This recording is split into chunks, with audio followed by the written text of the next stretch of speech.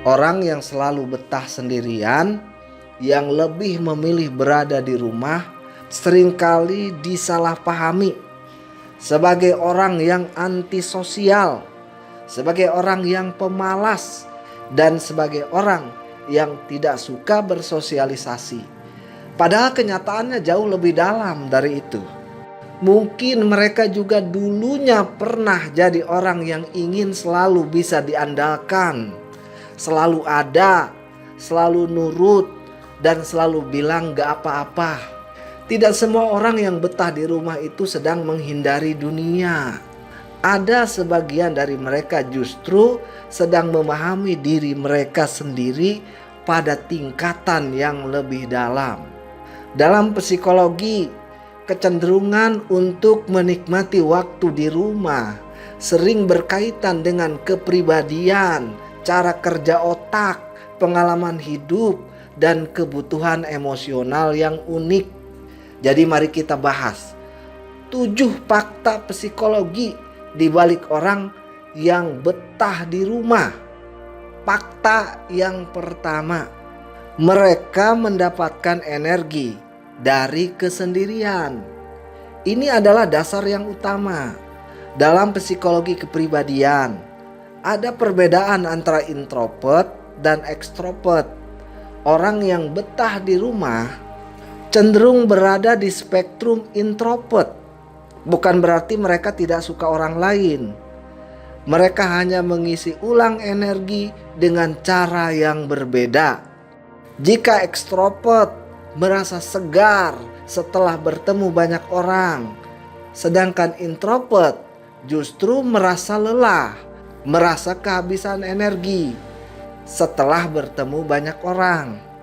Sebaliknya, saat mereka sendirian, mereka merasa tenang, merasa fokus, dan kembali penuh. Kenapa ini jadi penting? Karena kebutuhan energi ini bukan pilihan, tetapi bagian dari cara kerja otak. Jadi mereka bukan antisosial. Mereka hanya memiliki cara berbeda untuk menjaga keseimbangan diri. Fakta yang kedua, mereka lebih sensitif terhadap lingkungan. Orang yang betah banget di rumah sering memiliki sensitivitas tinggi terhadap rangsangan luar.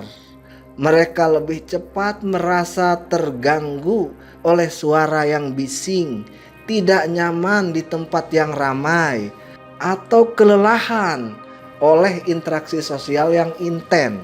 Dalam psikologi, ini sering dikaitkan dengan konsep high sensitivity, yang artinya mereka itu memproses informasi lebih dalam. Setiap suara, setiap ekspresi, dan energi sosial terasa lebih kuat bagi mereka. Dampaknya, lingkungan luar bisa terasa melelahkan, sementara rumah menjadi tempat yang aman, tempat yang tenang, dan tempat yang terkontrol. Artinya rumah bukan sekedar tempat, tetapi ruang untuk menenangkan sistem saraf mereka. Fakta yang ketiga, mereka memiliki dunia batin yang kaya. Orang-orang yang betah di rumah sering tidak merasa bosan karena mereka memiliki dunia internal yang aktif. Mereka suka banget berpikir, suka merenung, dan memiliki imajinasi yang kuat. Waktu sendirian bukan kosong bagi mereka, justru sebaliknya, itu adalah waktu untuk mengolah pikiran, mengembangkan ide, dan mengenal diri sendiri. Kenapa ini penting? Karena banyak kreativitas lahir dari kesunyian. Penulis, seniman, dan pemikir sering membutuhkan waktu sendiri untuk menciptakan sesuatu yang bermakna. Artinya kesendirian bagi mereka bukan kesepian, tetapi ruang eksplorasi batin. Fakta keempat, mereka lebih selektif dalam bersosialisasi. Orang yang betah di rumah bukan tidak suka berteman, Mereka hanya lebih selektif. Mereka cenderung memilih kualitas daripada kuantitas, menghindari hubungan yang dangkal, dan lebih nyaman dengan lingkaran yang kecil. Mengapa demikian?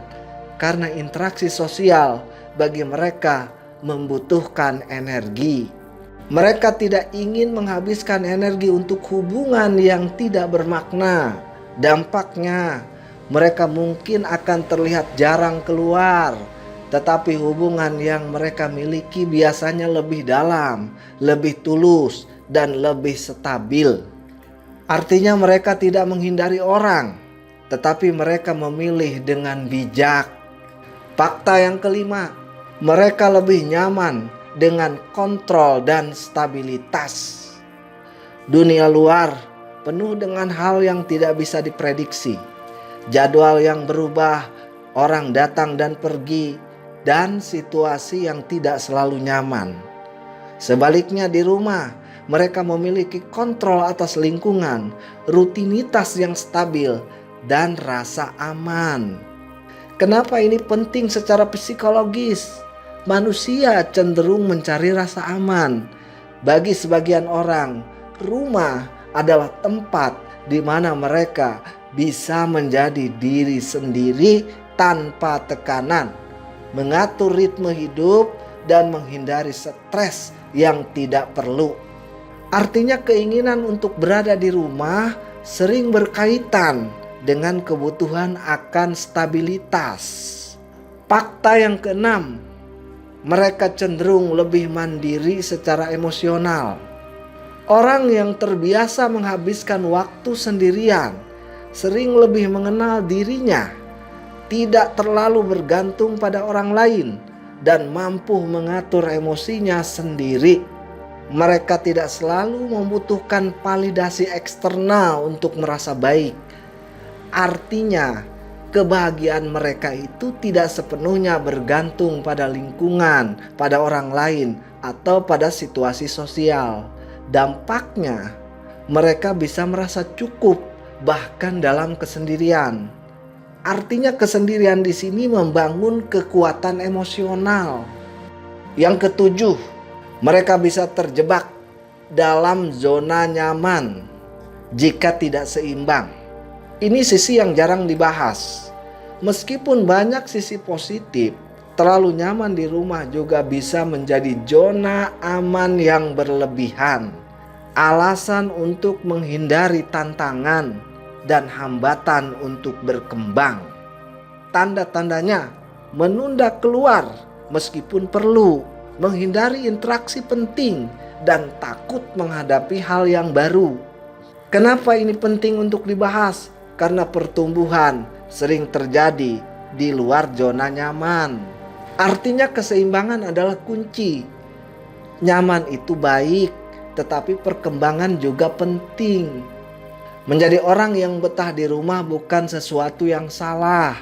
Itu juga bukan tanda kelemahan, bukan juga sesuatu yang harus diubah. Namun penting untuk memahami alasan dibaliknya. Apakah untuk mengisi energi, untuk menemukan ketenangan, atau sedang menghindari sesuatu? Jawabannya akan menentukan apakah itu menjadi kekuatan atau justru menjadi batasan. Tidak ada cara hidup yang benar atau salah. Yang ada hanyalah apakah itu membuatmu tumbuh atau tidak. Jika rumah adalah tempatmu menemukan diri sendiri, itu adalah hal yang indah.